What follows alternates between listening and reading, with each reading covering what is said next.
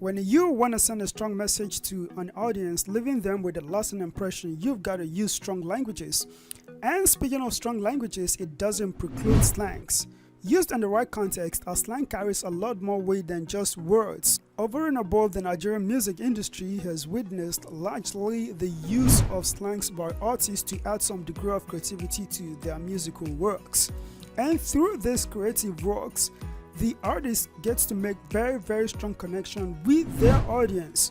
Here in this rundown, we are going to explore top 5 of these many slangs made popular by Nigerian musicians. On number 1 of this list, we've got Baddo coming from Olamide. Baddo in simple terms is used to refer to that one hell of a dude who's pretty good at what they do, whether it's good or it's bad.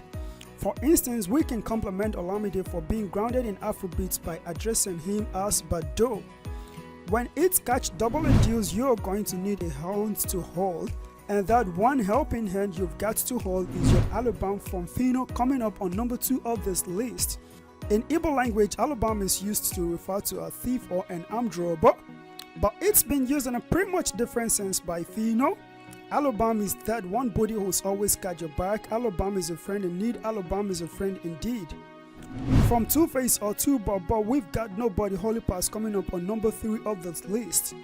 Two-Face has always had this long history of facing destructive criticisms from friends and foes alike. When Two-Face made his debut album, it included a song titled You Know Holy Pass. It's something to the effect of saying hey to critics. Don't give a lame dog a bad name just so you can hang the lame dog. Instead, help the lame dog over a style. He went on to talk about people always rabbiting and whining about something they feel bad about, but they do nothing to correct it. And when the rabbiting gets out of hand, it becomes what he describes the song as a traditional shouting. This one on number 4, Trouble the Sleep Nyanga Go Waken, comes from Fela Anikulapo Kuti, the most iconic figure as far as Afrobeat is concerned.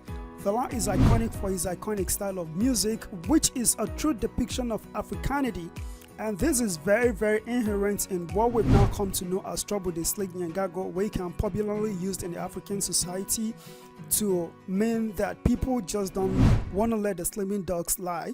In other words, we've got some folks with very itchy fingers to trigger problem where there isn't supposed to be one. And finally, we are winding down with Dorobucci from the Prince aka Don Jazi.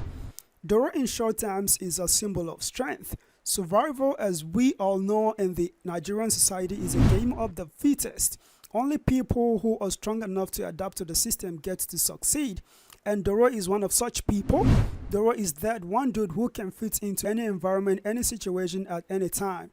You find Doro at the studio, Doro is killing the beats. You find Doro at church, Doro is the choir leader. You find Doro at school, Doro is the best. And you find Doro at the office, Doro is the boss. Doro is always that one head negro in charge of everything. I know most people will go, hey, why is Yao Boy No Laptop by Olamide on this list? As much as I would really love to add it to the list, I want to keep some quacks on my back. And speaking of quacks, I mean the big brothers. Thanks for watching this video. You like it, give it a thumbs up. You dislike it, give it a thumbs up anyway.